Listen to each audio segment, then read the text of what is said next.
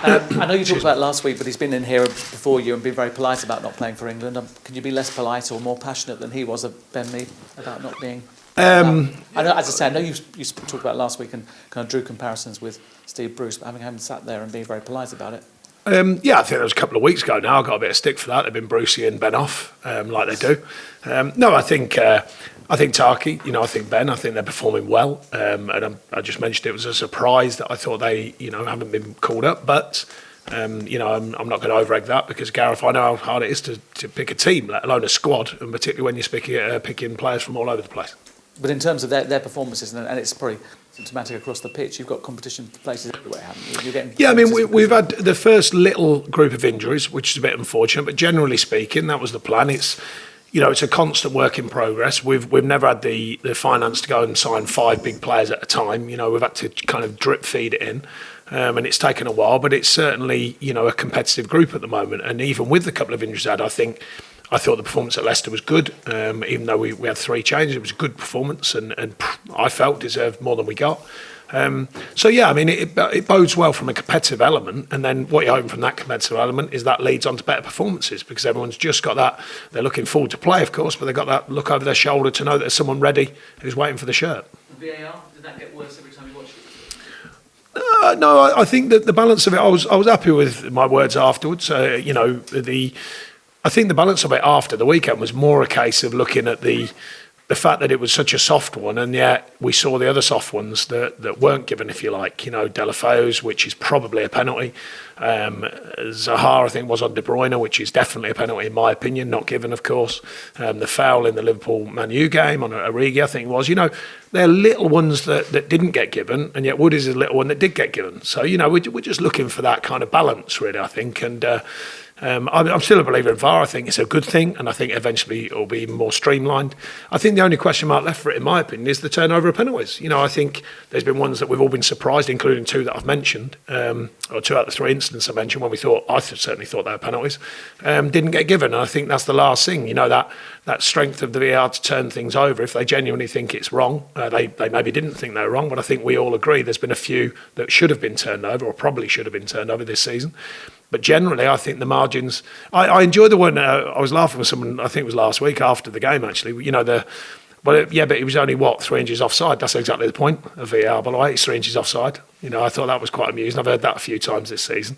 I know it's frustration, by the way, of course, from managers. I get frustrated myself, but that is what it's there for. So I did marvel at that. At Wimbledon, if it's 3 inches out, I don't think you get that big trophy. I don't think that happens, but anyway. Is the debate about the referees using the monitors pitch side, is that I'm not. I only mentioned it last week because that's what we got told before the game. I'm actually not a fan of that. I don't think it should be there. I think the whole point of VAR, in my opinion, is to be cool, calm and collected, sit in a room, loads of analytical views. That's enough. I think the idea of having a screen on the pitch side for me just adds to it. There's more noise, there's more emotion, there's more, you're blowing, you're coming over, you're trying to think, there's voices, etc., etc. I personally don't like that side of VAR. It's not been used yet, I don't think, here, although it's sort of on offer. That was my question mark last week. But if I had a view on it, I wouldn't have a monitor on the side of the screen. But the whole thing will get better, it will find its way. On the side of the pitch, sorry. The whole system will find its way, it just will take time? I think it will. I remember, I think we soon forget, actually, the debate on the goal line technology. And within a matter of months, we were like, oh yeah, it's instant, it doesn't hardly impact anything. And I think the technology and the advances that will be made, including the human side of it, I think when you're a referee, an experienced referee, you've played and been in enough games, to give that real almost gut feeling response to a moment because you've seen that many. So therefore you make a decision. Don't forget, in this side of things, if you're sitting in a room with all that analytical views, you don't need that instant gut feeling. So it's almost like to slow that down and go, right, just almost clear my mind, I've got to look at the screens now. Because I think once you've made that decision, you need to come back on it sometimes. And we know the clear ones. I'm on about the nip and tuck ones, where on a screen it might look different. The clear ones, I would hope that any referee, whether he's thought it is and then decides it's not, they're quite easy. The ones that are kind of nip and tuck, then it's a more of a thought of, does your gut feeling impact too hard, rather than slow down and just looking at the analytical view. So I think that will take an adaptation as well. But came away thinking that was a performance and the momentum continues to Well, I certainly think performance-wise, I think we took a good side in Leicester on, particularly first half, and we gave a really soft goal at half-time, and that gave them a little bit of a push. And then over the whole game, I thought we delivered a good performance. And the last 10, 12 minutes, we're still knocking on their door, we're still trying to win a game, and I think that continually shows we're improving. It's how far you can improve. That's the challenge. How far can you push it? How many performances can you give? Top performances that, of course, they've got to get you points. That's the name of the game. But so far, I think there's good signs of what we're trying to do. And personnel-wise, going into Chelsea, Ashley Barnes, Jack Cork. Ashley and Cork have. I called him Ashley there, Barnsley and Cork. That's a familiar name to me. They've trained today, so we'll make sure there's no reaction tomorrow, of course. Johan's still going to be a while. Woody's got a tight hamstring. We're going to have to make a judgment call on that, but we'll see. We'll know further tomorrow, sorry. And Drinky's still got a bit to go. But a couple in, couple out. So we'll see if people do pull through their injuries in time. In terms of Danny Drinkwater, because it's Chelsea, it's personal. I mean, what's his path now in front of him in terms of when you might be... just real fitness. He's we're hoping by next week he can join in on day-to-day basis with the first team squad. So he needs that now because it's been a bit of time, as you know. And then the challenge we've got is he didn't have enough football time when he got here, and we just about got him close to that, and then he's had another period out. So now we've got to give him more football time, as in games. Not so easy to get them games, but we can make sure that we range enough to get him to some kind of speed that he can at least be part of the group and start being active again for us. What are the secrets in terms of the way that Frank Lampard's turned things around at Chelsea? When I say turn things around, the spirit he's got, is that down to the fact he had a season in the Championship and saw what kind of a club mentality was about, and he's kind of built that like you have? I think it seems from the outside, I can only speak from the outside looking in, I think he's had a learning curve in the Championship. Some of the things he'll learn from that he's put into Chelsea. He's obviously, with all due respect, dealing with a better group of players. A lot's made of the young players and they're doing very well, but there's some really good players around them, by the way, if you look at that squad on paper. So it's not like he went into a group of novice hurdlers. But I think he has added to that, and he's adding his own way and how he wants the team to perform. You see the pressing lines, the energy of the side, or the sharp energy of the side. Overall fitness was probably good anyway, but that real sharpness in their pressing particularly, the back line trying to advance and shorten the pitch, tactical things that what seemed to me that he's quite obviously looked at. And then equally still trying to find pockets of quality, by using some of the young players and almost that bit of freedom that comes with a young player. Don't really overthink it. His challenge, and he'll probably know, is to try and make that last a season, and the ups and downs that come with the season. But they're on a really good run. But I go back to it, they're a good side. There's a group of very good players, and even their younger players, Tammy Abraham, he's not that young, he's been around a while now. He's been, 120, 130 games. It's not like he's a complete novice. Whereas the boy Odoi, he's still learning, of course, but a very good player. Mason Mount looks a good player to me. Amori, there's a group there, backed and supported by a very, very experienced group. I was going to say those experienced players, they negate the kind of post-playing in the Champions League sort of fatigue. The fact they're used to doing that.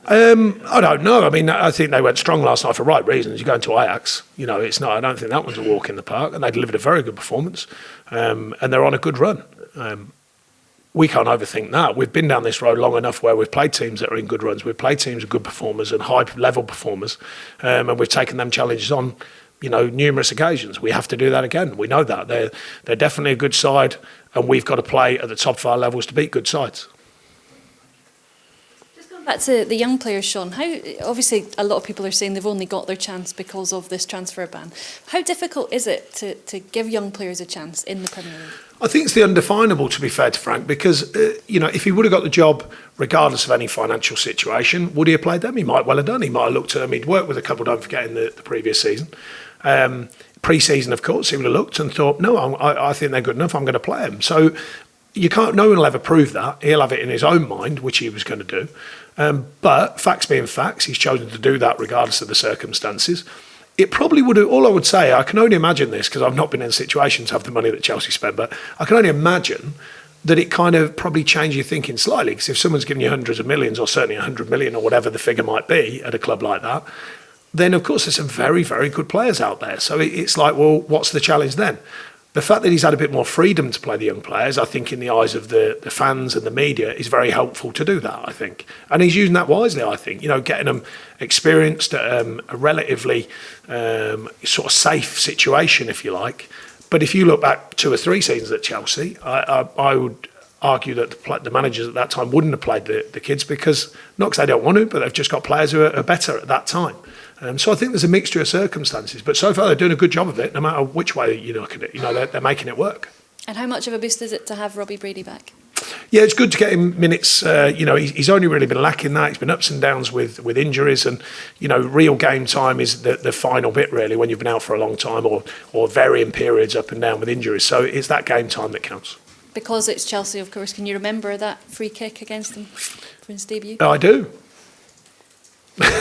Your Very memories nice. of it? And if 3 of them would be perfect, and it's easy to do that, but we'll see.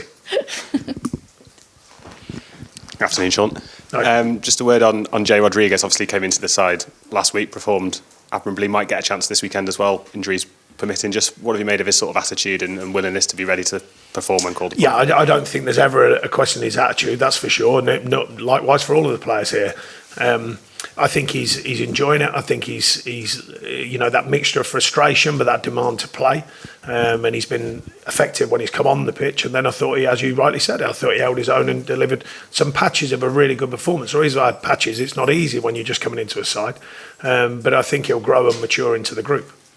I guess it's forming those connections as well. Barnsley and Woody have played together for a long time and know each other's game inside out in that regard. Yeah, and getting the know-how of the team as well, not just the centre-forward pairings often do play with the two, as everyone knows, but, I think the links that come with knowing players' games, and training obviously helps that, but it's match time that always really glues it together. Speaking of centre forwards, Naki Wells has been among the goals on loan at QPR. Just where do you see his sort of future lie in terms of Well, we'll see. He had to go out and get some more regular football, which he did somewhat last season, and he's certainly delivering at the moment. I know Mark Warburton well, and I think he really wanted him to go down there, and Naki was happy to do that. So I'm really pleased for him. He's certainly a good pro and a good character around here, but he did need football, so we got him out playing, and he's doing well. I guess it's just opportunities with players ahead of him. You've got 4 strikers here, haven't you, competing for places, so it's just a numbers game in that sense for him. Yeah, and a decision had to be made, and I thought the 4 were just in front of him. So I thought, therefore, he needs to go out and get football, and he's got a balanced view of that. He's old enough to understand that, and he's getting on with his football down there. If something were to materialise in January from QPR that might enable him to go there permanently, is that something you might look at? We'll see. It's coming up to your 7-year anniversary, as I'm sure you're aware. I am. Just what sort of, memories do you have of first walking into Burnley? And I know it's completely different now. None of this was here and what have you. But well, things like this, there was probably 2 of us, I think, and a press day. Suzanne was there, Chris was there most weeks. So yeah, that was that. That was the media side of things done. A bit of radio maybe. So this has considerably changed. Arthur Bellamy was still living here at that time. No, joking apart, the thing has changed radically, both on and off the pitch, which I've been pleased with both because they're both important from where the club was to where it is now. We all know the story. I'm not going to bore you with it, but making the infrastructure improve the first time we got up was an important factor for the whole club for the next however many years.